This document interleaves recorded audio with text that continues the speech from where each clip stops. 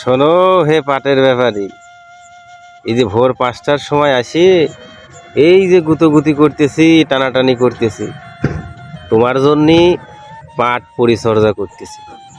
তুমি 2.5 KG 3 KG করে ধলন নিবা না?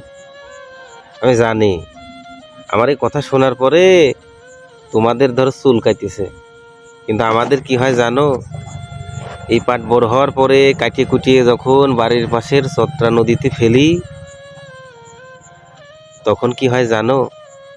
আমাদের চত্রা নদীর আশেপাশে যারা বসবাস করে সবার গোয়াল ঘরের নালা, পায়খানা, ল্যাট্রিন, টয়লেট, ওয়াশরুম যা বলো, সব কিছুর নালা ওই চত্রা নদীতে। তাও বিভিন্ন ব্যবস্থাপনায় একেবারে সরাসরি ভরিয়ে দিছে।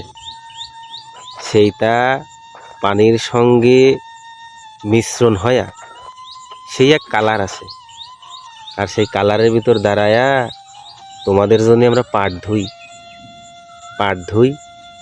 মনে করো যে পাট চকচক করি, ফকফকা করি। তারপরে কি হয় জানো? তোমাদের তো কথা শুনে চুলকাইতেছে, আর আমরা যখন রাত্রে ঘুমাতে যাই, আমাদের সারা শরীর এমা খাও যায় কিরবির করে 2.5 কেজি করে ধলন দেওয়ার জন্যই এই দেখো পাট খেতে আসি, ঘুম বাদ দিয়ে পরিচর্যা করতেছি। ধলন নিবা না? এবার ধলন ঠিক মতো দেবন নিও।